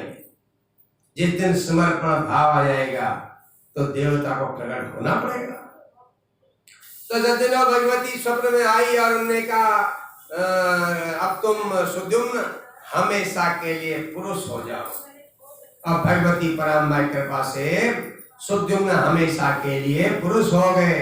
बोल जगदम्बा मैया की। आइए और देवी भागवत में इस प्रकार की रोचक कथाएं हैं। ऋतुवाग नाम के एक ऋषि थे। ऋतुवाग विख्यात मुनिर आसीद महात्मनः। ऋतुवाग नाम के एक मुनि थे, और मुनि वाले ब्राह्मण, ऋषि मुनि तपस्वी ब्राह्मण। उनके संतान नहीं थी। एक बार भगवान की कृपा से, आराधना से उनका पुत्र हो गया, लेकिन वह नक्षत्र गंडांत में पैदा हुआ। रेवती नक्षत्र, रेवती नक्षत्र के अंतिम चरण में बच्चे का जन्म होने से इसे नक्षत्र गंडांत कहा जाता है। नक्षत्र गंडांत, लग्न गंडांत, तिथि गंडांत, 3 प्रकार के गंडांत होते। गंडांत में जिस बच्चे का या कन्या का जन्म होता है उसमें कोई न कोई दोष होता है, कोई न कोई कमी होती है। गंडांत नक्षत्रों में अश्विनी भी है, अश्लेषा है, मघा है, ज्येष्ठा है, मूल है, रेवती आदि है। इनमें जिनका जन्म होता है उसको कहते हैं नक्षत्र गंडांत में पैदा हुआ है। तो गंडांत की पर लोग शांति करते थे। अब तो कठिन शांति, अपनी शांति नहीं होगी, कहां उसके गंडांती करें आज। इसलिए लोग इसकी चर्चा कम करते हैं। मैदानी भागों में अभी भी गंडांत में पैदा होने वाले बच्चों की शांति करवाते हैं, भगवान की प्रार्थना पूजा पाठ करते हैं। अब रेवती के अंतिम चरण में पैदा हुआ और मूर्ख हो गया। मूर्ख, कभी कभी आपने ख्याल किया होगा कि बच्चा अगर होशियार न हो तो माँ बाप उससे बहुत चिढ़ जाते, कहते बताओ महंगे स्कूल में भेजा, ट्यूटर अलग आ रहा है पढ़ाने वाला, अब बच्चे को अभी कुछ नहीं आता, इतने बरस हो गए। ये गंडांत का प्रभाव बहुत बार ऐसा होता है। ऐसा इनके साथ हुआ। कुछ तो बच्चा मूर्ख होता है, बाकी माँ बाप बना देते हैं उसको। बहुत से माँ बाप क्या करते हैं अपने बच्चे से, और समय बात नहीं करेंगे, माँ तब बात करेगी अपने बच्चे से जब वो खाना पकाने को जा रही हो। और खाना पक जाएगा, जब भोजन उसके सामने रखेगी, कहेगी कल से ठीक से पढ़ना है, तुमने पढ़ा नहीं आज पढ़ा, और ठीक खाते हो। और उसको मलाई निकाल के देगी दूध का, कहेगा मलाई खा ले अच्छी तरह से, कल से ढंग से पढ़ना। क्या खाए मलाई हो, उसका तो प्राण कांप रहा है सुन करके पढ़ाई की बात सुन। अब किस बच्चे को पढ़ाई अच्छी लगती है बताइए? बच्चे को छोड़ो, तुम सियाने बूढ़े हो गए, तुम भी नहीं पढ़ते। माँ कहते हैं तुझे पढ़ाई करनी चाहिए, अपने दिन भर फोन में लगी है उसके आगे, उससे कहते तू फोन मत देख रहा। अब बच्चा चोर छिप करके फोन देखता है, देखिए वो झूठ बोलना सीखता है क्योंकि माँ भी झूठ बोल रही है। बच्चे के सामने बच्चे से कह रही है फोन नहीं देखते, अपना देख रही है। बाप कहे सिगरेट नहीं पीते, अपना पीते जाए, तो बच्चे के लिए माँ बाप उसके आदर्श हैं, तो वो नहीं पढ़ता। ये बच्चा मूर्ख हो गया, इसका नाम रखा उतथ्य, मूर्ख हो गया। कुपुत्रेण कुलं नष्टम, कुपुत्र से कुल नष्ट हो जाता है। ऐसे अनेकों पुत्रों के पैदा होने से क्या फायदा? जो कुल को विश्राम न दे सके, कुल का नाम आगे न बढ़ा सके। अगर एक भी पुत्र गुणवान हो जाए तो वह कुल को पवित्र कर देता है, क्योंकि एक चंद्रस्तमो हंति न तारा सहसः, एक ही चंद्रमा रात के अंधेरे को दूर कर देता है। ऐसे हजारों तारे भी होते हैं, वो प्रकाशित नहीं करते रात को। तो चलो ब्राह्मण बहुत दुखी हो गए। अब ब्राह्मण का बेटा मूर्ख हो जाए तो फिर क्या करेगा बताइए। ब्राह्मण लोगों का जीवन तपस्या का होता है। शास्त्र कहता है मूर्ख ब्राह्मण को ज्यादा दान देने से पुण्य नहीं मिलता, उसे उतना ही देना चाहिए जितने से उसका भरण पोषण हो जाए। अब ज्यादा दोगे तो मूर्ख आदमी बर्बादी करेगा। तो क्या होगा, ब्राह्मण बड़े चिंता में पड़ गए। ब्राह्मणी ने भी अपने बच्चे से कहना शुरू कर दिया। खाते वक्त बैठे कह रहे तू मूर्ख क्यों हुआ। अब वो क्या जाने बेचारा मूर्ख क्यों हुआ। तू हमारे घर में पैदा क्यों हुआ, तू होते होते मर क्यों नहीं गया, तुझे बाघ ने क्यों नहीं खा लिया, तुझे भेड़िया उठा के क्यों नहीं ले गया। ऐसी बातें कहे बच्चे क्या, और रोज परेशान। अब ब्राह्मणी जब कभी जावे इधर उधर बाजार जावे और सब्जी खरीदने जावे तो लोग पूछे पंडितानी जी आपका बच्चा पढ़ रहा है नहीं पढ़ रहा है। अब सब जगह बदनाम हो गया। वो बेचारी का चेहरा उतर जावे इस बात को सुन करके, बड़ी परेशान।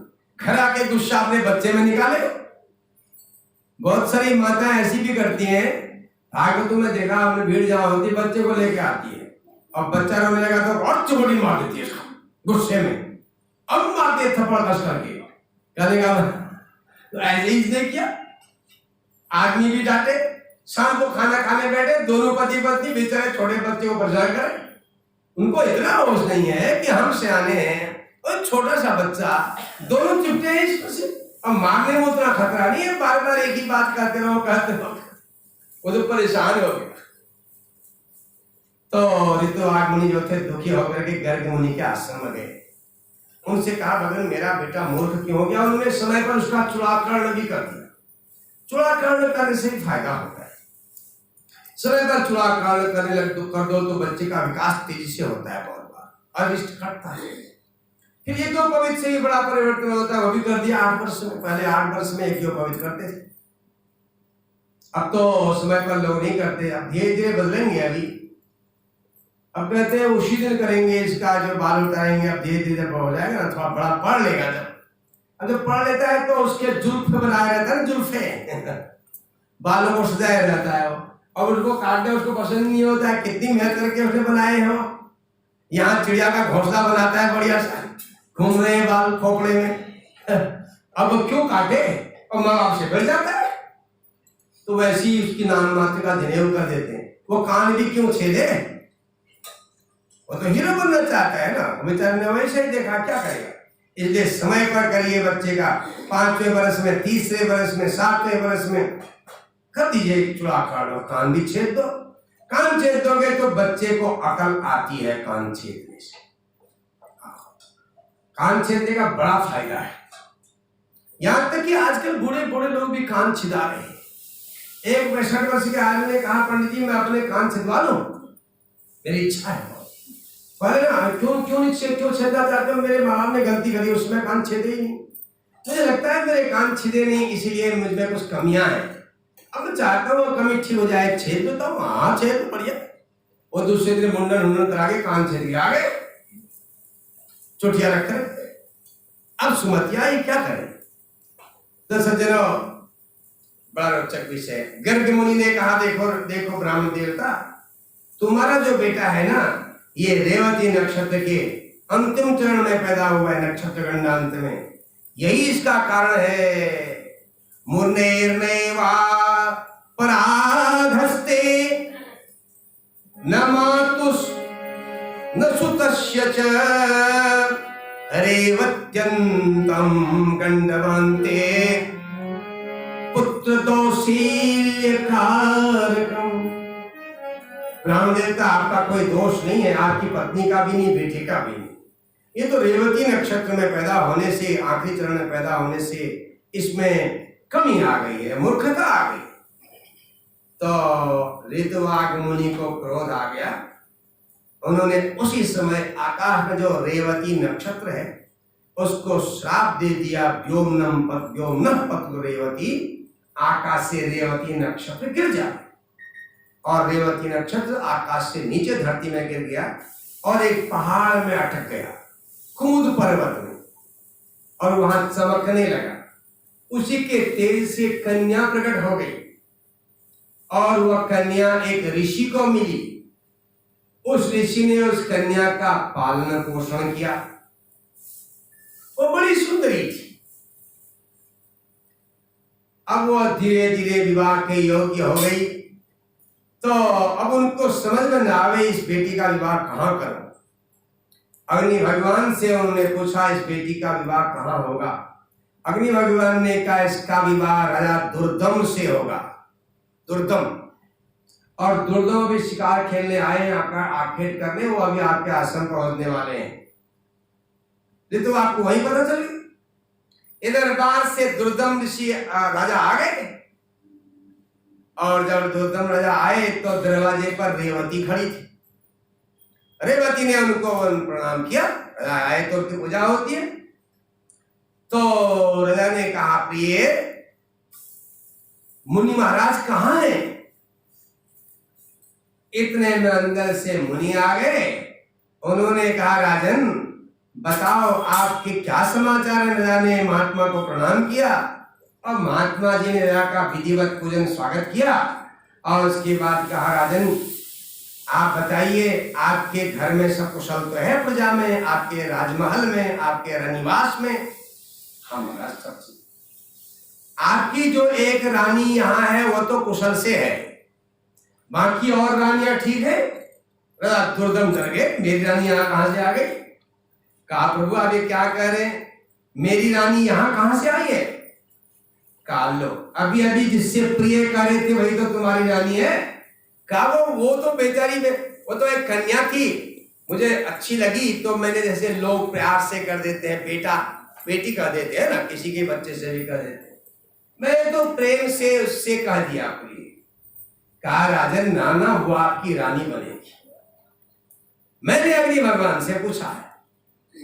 तो राजा ने उनकी बात मान ली और फिर विवाह हो गया। विवाह होने के बाद इन्होंने मुनि जी से कहा प्रभु हमें आप एक उपाय बताइए जिससे हमारा पुत्र महान तेजस्वी यशस्वी हो जावे। तो उन्होंने इनसे कहा नवरात्रियों में 9 दिन तक भगवती की विधिवत आराधना करने से, श्रीमद् देवी भागवत पुराण सुनने से, संत महात्मा ब्राह्मणों अतिथि आदि का सत्कार करने से भगवती परम्बा प्रसन्न हो जाएंगी और उनकी कृपा से तुम्हारे घर में विश्व प्रख्यात पुत्र पैदा हो जाएगा। इन्होंने वही किया और उनके घर में एक पुत्र हुआ जिसका नाम रेवत पड़ा, रेवत मनु बने। इस लड़की का नाम रेवती था। मैंने आपको संक्षेप में बताया क्योंकि लड़की वहां रेवती के तेज से पैदा हुई थी तो रेवती रख दिया, और विवाह भी रेवती नक्षत्र में हुआ। उसने अपने पिताजी से कहा मेरा विवाह तो रेवती नक्षत्र में होना चाहिए। तो महात्मा ने कहा बेटी देखो रेवती नक्षत्र को ऋतवाग ब्राह्मण का शाप लग चुका है, वो तो धरती में गिर चुका है, इसलिए रेवती नक्षत्र अब शुद्ध नक्षत्र नहीं है। तो उन्होंने कहा वह एक ऐसे ऋतुवाग थे जिनने उसको नीचे गिरा दिया, आप क्या कम है उनसे? आप तो सर्वज्ञ हैं, आप चाहो तो रेवती को फिर उसके जो धुरी है वहां पर आप पहुंचा सकते हो। अपनी बेटी के आग्रह करने पर महात्मा जी ने उस रेवती नक्षत्र को उसकी जगह पर पहुंचा दिया। जैसे आजकल उपग्रह भेज रहे यहां जा रहे हो, नहीं ऐसे भेज दिया और फिर रेवती नक्षत्र में ही उसकी शादी की। विवाह के नक्षत्रों में रेवत्युत्तर रेवत्यो मूल स्वाति मृगो मृगा अनुराधात हस्तश्च विवाहे मंगल प्रदा। विवाह में ये नक्षत्र अच्छे माने जाते हैं, उनमें सबसे पहला है रेवती। तो रेवती सबसे श्रेष्ठ नक्षत्र हो गया। तो ये देवी भागवत की महिमा आपने सुनी। ऋषि मुनि लोगों ने पूछा भगवान देवी भागवत का क्या विधान है, तो संक्षेप में वो भी सुन लेते हैं। कितने बज गए? 7:06। तो उसके बाद सूत जी ने कहा, देखो श्रीमद् देवी भागवत पुराण की इच्छा हो तो सबसे पहले कथा वक्ता को ढूंढना चाहिए और योग्य जानकार वक्ता से उसका मुहूर्त भी निकालना चाहिए। अगर नवरात्रियों में कर रहे हो तो ये स्वयं सिद्ध मुहूर्त होते हैं। चैत की नवरात्रि और असौज की नवरात्रि, शारदीय नवरात्रि और वासंती नवरात्रि, ये प्रतिपदा जो होता है ये स्वयं सिद्ध मुहूर्त है। इसमें करना तो विशेष बात है। इसके अलावा अन्य समय पर करना चाहे तो योग्य कथावाचक व्यास ढूंढे और उनसे मुहूर्त निकलवाए। अपने मन से मुहूर्त निकाल के नहीं करना चाहिए कथा, इन नवरात्रियों को छोड़कर पूछ के करना चाहिए। बहुत बार आप ऐसे कथावाचक को ढूंढना चाहते हैं लेकिन आप उसके पास मुहूर्त निकाल के जाते हैं और वो उनको समय ही नहीं होता। तो इसलिए असली मुहूर्त वही होता है जब किसी योग्य को समय हो तो ब्राह्मण वक्ता होना चाहिए देवी भागवत का। देवी भागवत में अंत में स्पष्ट लिखा है, इसको स्त्रियां पढ़ सकती हैं लेकिन इसका अनुष्ठान नहीं करना चाहिए। जो 9 दिन का अनुष्ठान होता है वो विवाहित स्त्रियां पति के साथ अनुष्ठान करें। स्वतंत्र रूप में अलग से देवी भागवत या भगवती के मंत्रों का अनुष्ठान न करें। इसमें देवी भागवत में अंत में लिखा होगा।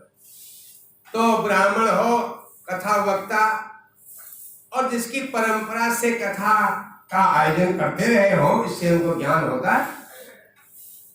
और जो कथा वक्ता है उनके भी नियम है, श्रोताओं से भी कठिन नियम है। यजमान को भी नियम से रहना चाहिए। सबसे पहले 9 दिन तक ब्रह्मचर्य में रहना चाहिए। कथा जो यजमान है, श्रोता है, उनको ब्राह्मणों की, स्त्रियों की, कन्याओं की कभी निंदा नहीं करनी चाहिए। इस समय कोई कर भी रहा तो वहां से उठ जाना चाहिए, उसको नहीं सुनना चाहिए। वेद शास्त्रों की निंदा नहीं सुननी चाहिए। और कथा वक्ता व्यास के भोजन आदि के भी नियम है, यजमान के भी नियम है। देवी भागवत में स्पष्ट लिखा है कि 9 दिन तक हो सके तो घी पी के रहना चाहिए। अब ये बात तो आजकल मुश्किल है, घी पी करके तो भागवत पूरा हो जाएगा एक ही दिन में, ज्यादा घी पी दिया तो। अगर घी सब, आजकल घी भी ठीक नहीं है, आप जानते हैं। घी का जो भी चीजें दही, दूध, घी बाजार से खरीद जाते हैं उनमें विश्वास नहीं। आजकल आपको पता होगा ये पनीर भी सिंथेटिक है।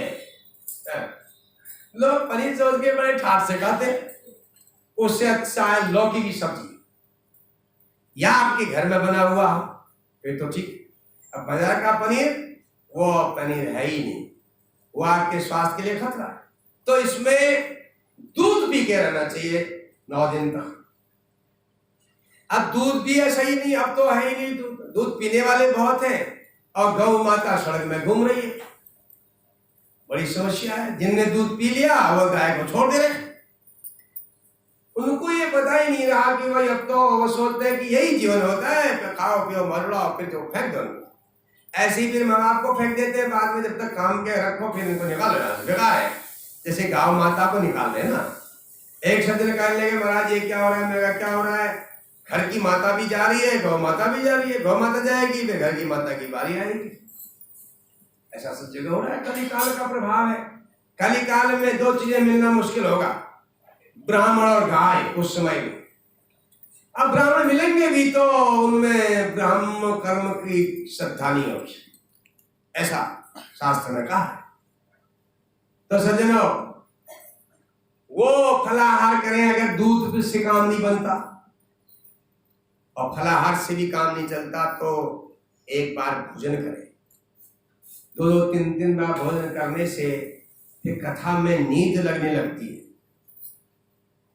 तो आलस्य होता है। इसलिए कथा वक्ता श्रोता दोनों ढंग से अनुष्ठान नहीं कर पाते। तो फलाहार सबसे बढ़िया है। आजकल फलाहार होता है आलू सबसे अच्छी चीज है। हालांकि उसमें भी आजकल दुनिया भर की दवाइयां और पड़ी है, लेकिन फिर भी ठीक। और हम अभी एक भागवत कथा करने गए थे गांव में। उस गांव में पहाड़ में लोहा घाट में आपके देवी धुरा के पास, तो ब्राह्मणों का गांव था। सारा गांव पलायन हो गया था। केवल 8 परिवार 2-2 जने घर में रहते, उनके बच्चे दूर पड़ रहे थे। 8 में 16 लोग वहां रहते थे।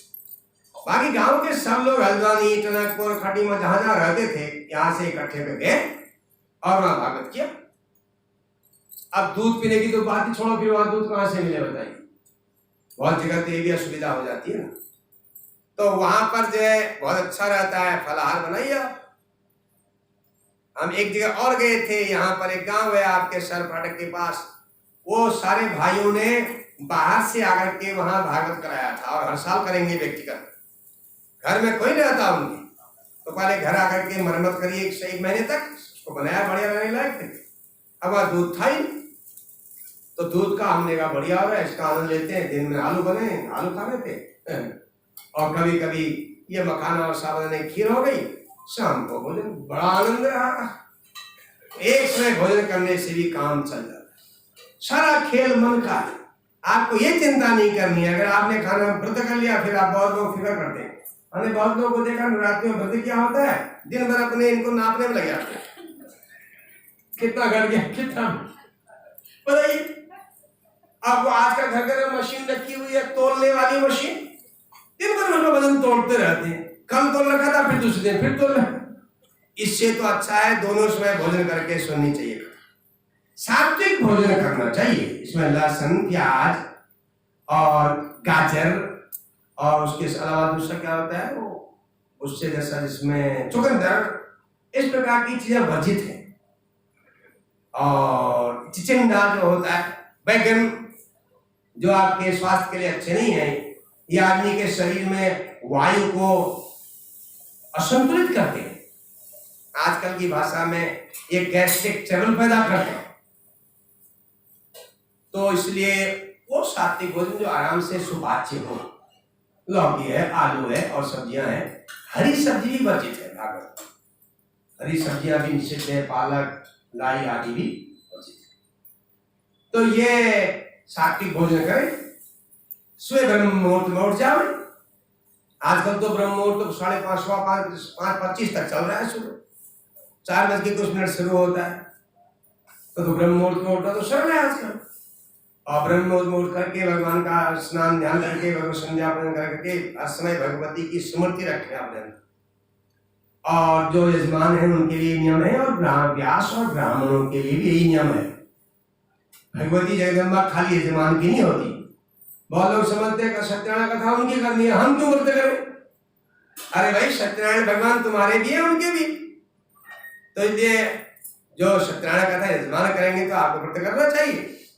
तो ब्राह्मण भी व्रत में रहेंगे, फलाहार करेंगे, यजमान की प्रसन्नता हो जिससे, काम सफल हो जिससे। और इस प्रकार से पहले दिन से भगवती जगदम्बा की स्थापना होगी, जिसको आजकल की भाषा में घट स्थापन कहते हैं, कलश स्थापन। उसमें भगवती की स्थापना की जाती है, सोने की मूर्ति, चांदी की मूर्ति, और अगर कुछ उपलब्ध न हो तो स्वर्ण प्रतिमा, वो भी न हो तो खाली नारियल रख करके भी स्थापना हो सकती है। श्रीमद् देवी भागवत कथा करने के लिए इतना धन इकट्ठा करना चाहिए जितनी शादी में खर्चा होता है। भागवत में स्पष्ट लिखा, क्योंकि धन के बिना कोई कार्य नहीं होते, उनमें सुंदरता नहीं आती। और धन भाग्यवान के पास हो सकता है जो अच्छे कार्य में लगा। और फिर इस प्रकार से कथा श्रवण करते हुए सूर्यास्त से पहले कथा में विश्राम हो जाना चाहिए। कथा श्रवण करने के साथ साथ फिर 9वें दिन में भगवती पराम्बा की पुस्तक में भगवती के स्वरूप को समझ करके और व्यास को भगवान विष्णु का रूप मान करके उनका पूजन करना चाहिए।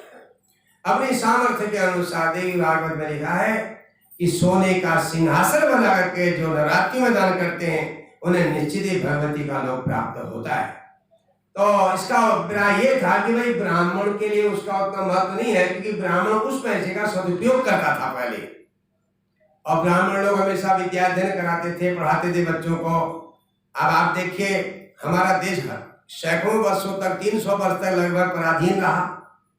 मुगलों का शासन रहा 300 से भी अधिक कुल मिलाकर के, और फिर हमारे अंग्रेजों का शासन रहा। तो बताइए इतने वेद शास्त्र कैसे बच गए? ये ब्राह्मणों ने निःशुल्क विद्यार्थियों को पढ़ाया रात और दिन, निःशुल्क। आज भी बनारस में, हरिद्वार में आप जाइए, तीर्थों में ब्राह्मण लोग मरने तक वेद शास्त्र बिना दक्षिणा के, बिना पैसे के विद्यार्थियों को पढ़ाते हैं, इसलिए जीवित रहा। इसलिए ब्राह्मण के यहाँ पर जो है वो बात बताई गई शास्त्र। तो जितनी सामर्थ्य हो अपनी सामर्थ्य के अनुसार अंत में पूजा करें। कन्या पूजन जरूर होता है, हो सके तो प्रतिदिन एक कन्या, नहीं तो आखिरी दिन 9 कन्याओं का पूजन होता है, और एक बटुक का पूजन भी होता है। कन्या पूजन में जो 1 वर्ष की कन्या का पूजन नहीं होता, और 10 वर्ष से ऊपर की कन्या का पूजन भी नहीं होता। तो इस प्रकार से एक एक दिन के लिए कन्या को मिला के 9 दिन की 9 कन्याओं का पूजन किया जाता है। जो श्रद्धा पूर्वक इस प्रकार से इसका अनुष्ठान करते हैं, भगवती जगदम्बा उनकी समस्त मनोकामनाएं पूर्ण करती है। तो आज जो है बीच में प्रकृति ने जो थोड़ा सा दिन में अंधेरा कर दिया था, रात हो गई थी, और लग रहा था ये रात कैसे खुले। इस समय तो खुल गई है, धूप भी आ गई है, देखिए। तो भगवती के बारे अगर धूप ठीक रही तो कल से फिर आप बाहर कथा सुना करेंगे। आज भगवती का आदेश घर के अंदर करने का था, इसलिए कथा घर में की गई। अब एक पंक्ति भगवती का कीर्तन करते हैं, फिर आज का विश्राम करेंगे। तो कल को ठीक टाइम पर अगर वो व्यवस्था रही तो वही 1:30 बजे से कथा शुरू हो जाएगी। आज हमें विलम्ब हुआ, तो भगवती का नाम कीर्तन करें। जय अम्बे।